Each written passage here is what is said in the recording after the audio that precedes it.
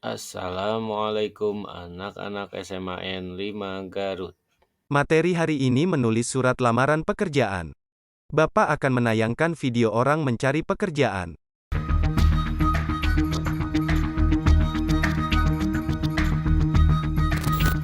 Buset, ini persyaratan sama job desk-nya banyak amat.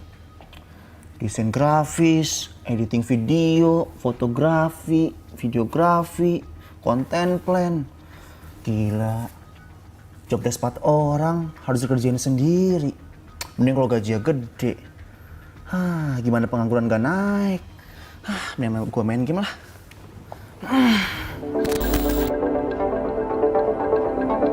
Jumlah lowongan kerja terbatas, kualifikasi tinggi, dan persaingan ketat di antara pencari kerja. Banyak faktor yang membuat pasar kerja tidak sepenuhnya dapat diserap oleh pencari kerja. Seperti yang dikeluhkan beberapa anak muda yang sedang membuat surat keterangan catatan kepolisian atau SKCK sebagai salah satu syarat melamar pekerjaan. Zaman sekarang pasti susah ya Pak nyarinya gitu kan, karena kan banyak saingannya juga gitu. Nah terus ketika kita mau nyari kerja itu kan harus butuh pengalaman. Terus habis itu selain pengalaman juga kita butuh skill. Menurut saya sih susah ya, karena terlalu banyak kriterianya. Bukan saya ini lebih dipermudah aja ya dari kriterianya, persyaratannya.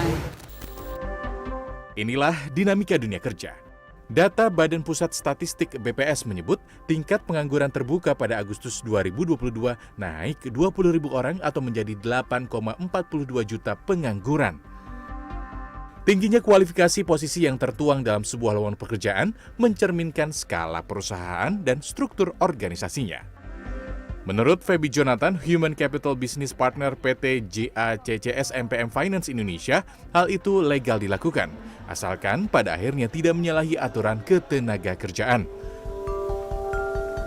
Saat ini ya, generasi yang ada dan dengan problematika yang sama ya, yang mereka juga cenderung tidak loyal ke perusahaan, ya kan, cenderung berpindah-pindah.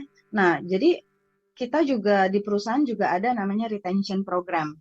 Jadi retention program ini adalah cara kita untuk bagaimana caranya agar mereka juga betah di perusahaan kita. Menurut Badan Riset dan Inovasi Nasional atau BRIN, pencari kerja perlu menambah keterampilan dan kemampuan lainnya di luar nilai akademis yang diperoleh saat kuliah atau sekolah. Tambahan keterampilan tersebut bisa dilakukan mengikuti posisi yang diincar. Sehingga ketika melamar, kemudian lihat perinciannya ABC-nya seperti apa, syarat-syaratnya apa, hak dan kewajibannya seperti apa. Ini akan lebih menambah pengetahuan dan hak dan kewajibannya itu seperti apa, sehingga akan minimalisir yang namanya permasalahan-permasalahan hubungan industrial.